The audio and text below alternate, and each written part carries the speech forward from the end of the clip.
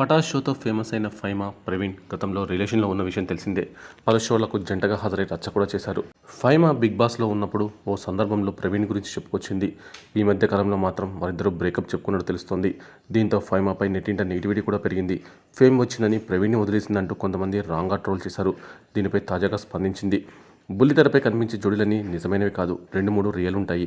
కొన్ని స్క్రిప్ట్ల వరకే పరిమితం అవుతాయి. కానీ మా జంటను మాత్రం ఆడియన్స్ బాగా అంగీకరించారు, ఆదరించారు. అందుకే మేము విడిపోయాము అంటూ వాళ్ళు బాధపడవచ్చు. కానీ ప్రవీణ్కు నాకు మధ్య కొన్ని వ్యక్తిగత సమస్యలు ఉన్నాయి. అవి చెప్పుకోలేము. అందుకే దూరం కావాల్సి వచ్చింది. ప్రవీణ్కి పేరెంట్స్ లేరు. అతడు ఇంటర్వ్యూలలో చెప్పే మాటలు సింపతికి దారితీస్తాయి. అదే సమయంలో నన్ను బ్యాడ్ చేస్తాయి. అది కరెక్ట్ కాదు అంటూ చెప్పుకొచ్చింది. ఫైమా కామెంట్స్ ప్రస్తుతం నెట్టింట వైరల్ కావడంతో దీన్ని బట్టి చూస్తే ప్రవీణ్కు ఫైమాకు ఏదో పెద్ద గొడవే జరిగి ఉండొచ్చు అని అనుకుంటున్నారు నెటిజన్లు. అయితే ఓ సందర్భంలో ఫైమా గురించి బ్యాడ్గా మాట్లాడడంపై ప్రవీణ్ స్పందిస్తూ, నేను అనుకోకుండా అలా మాట్లాడాను, నన్ను క్షమించు అంటూ కామెంట్ చేశాడు.